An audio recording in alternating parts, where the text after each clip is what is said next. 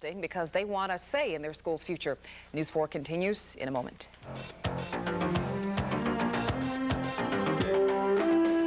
News 4's Linda Lopez, who is live. Linda? Pat, students here behind me have been demonstrating and waiting all day outside the gates of Gallaudet University, while inside the Board of Trustees have been meeting, trying to pick a new president. Now, if students get their way, the university is going to have its first deaf president in 124 years. There are 2,000 students here at Gallaudet University, the nation's only college for the deaf. And the majority of those students have taken part in protests throughout the week, all aimed at convincing the Board of Trustees that they want a deaf president. I think the deaf president here will be good for us and show us that we all can do it. We can be the same as all hearing people. In terms of a deaf leader, a deaf role model, and an inspirational figure to deaf students at Gallaudet University. And he, as the president, will prove the world that he could take this position, and that will influence the world that we deaf could be equal to him and equal to our peers all over the world. Among the finalists, 2 deaf men, Harvey Corson, superintendent of Louisiana School for the Deaf, and I. King Jordan, dean of Gallaudet's College of Arts and Sciences. The controversy centers around the 3rd candidate, a hearing woman, Elizabeth Zinser, vice chancellor of the University of North Carolina at Greensboro. Students wanted Zinser to step down as a finalist. She did not. As to whether or not student activities this week have influenced the board's decision, that remains to be seen. But school officials admit the demonstrations have not gone unnoticed. Now, shortly after hearing the board's decision, angry students marched down Florida Street en route to the Mayflower Hotel, where some of the Board of Trustees were scheduled to dine. Once at the hotel, students took over 17th Street. We've been ready for 124 years. Yeah! We got the person through, the person first. We got the person, the community here. Why, here, why? This woman cannot sign. The students do not want. Our intentions very clear. We've sent a letter to the board. Congress people, senators, and a vice president sent a letter to the board indicating that it's only right that deaf people have a deaf president. Students got word that Dr. Elizabeth Zinser would be the next university president about 8 o'clock tonight. She was one of 3 candidates for the job, the only hearing one. Students had hoped to break with the university's 124-year tradition and get a deaf leader appointed. Trustees admit to having an intense and heated debate while making their decision today. Tonight, the board president told students they picked Zinser because she had the best qualifications. The reason we picked Dr. Elizabeth Ann Zinser as the 7th president of Gallaudet was because she is a very talented educator.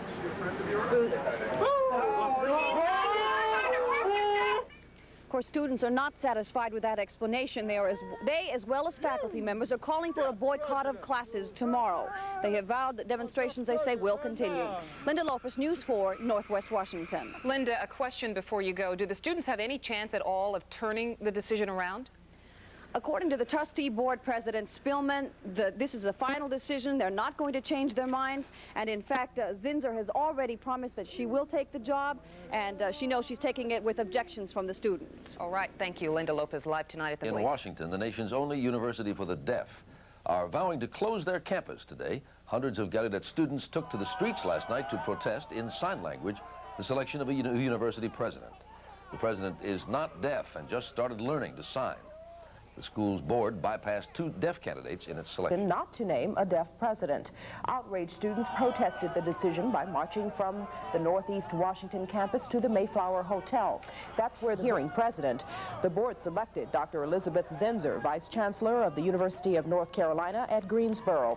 The board, which has 4 deaf members, decided Zinser was more qualified than the 2 non-hearing candidates for president. Last night's demonstration took D.C. police by surprise. Angered students had these reactions to the appointment. We feel like he's a slap in our face. The Board of Trustees rather shoot the first young woman to control the Gallaudet University over a deaf applicant. Give me a break. We want a deaf president now. No. A hearing president cannot improve and understand about deafness, but a deafness can improve their qualifications. That's what I want to say. So deaf qualified, period. Gallaudet is the only university for the deaf in the world and has never had a non-hearing president in its 124-year history. Dr. Zinser is not deaf and does not know sign language. Last night, Chris Gordon talked to Dr. Zinser from her home in Greensboro. To establish you are not deaf, you cannot sign, and you've told me you have no training in deaf education. What would you say to these students and people who are protesting? First, I would...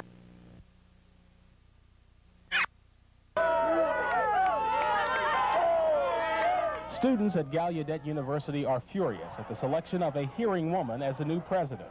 Hundreds of students march from the school's location in Northeast Washington to several locations throughout the city to show their displeasure with the university board's decision. In the 124 years of Gallaudet's existence, it's never had a deaf president, and students say it's about time. I might not look angry, but I am so damn angry that this makes me sick. Hearing president, come on, give us a break.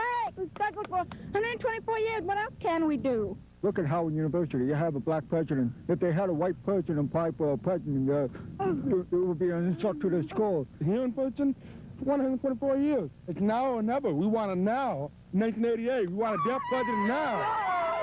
Students spent the day and night rallying at Gallaudet. When they learned of the board's decision, they marched first to the Mayflower Hotel where the board met. The woman the board chose is Dr. Elizabeth Zinser, a vice chancellor at the University of North Carolina. And the tremendous commitments and challenges ahead for the institution. I can't help but feel a tremendous amount of empathy and compassion and feel aware, deeply aware of the pain. We'll come to trust and care about the commitment that I am making to the institution. Dr. Zinser, just so I understand, you have impeccable academic credentials, and in fact, you told me earlier this evening you are a trained nurse and you have a PhD, but you will have to speak through an interpreter, is that correct? Are there any conditions which would make you rethink your acceptance of the presidency? No, I can think of no conditions that would make me rethink my commitment to this opportunity for not only my own commitment to the institution and its future and my recognition of the very precious challenges that it has, but I do believe that the most important thing for me to do now is to develop the skills of communication that will make it possible for me to communicate fully and deeply with the community that I will be engaged in and that I will be serving. And I have a program of study outlined for myself in order to engage in that process immediately.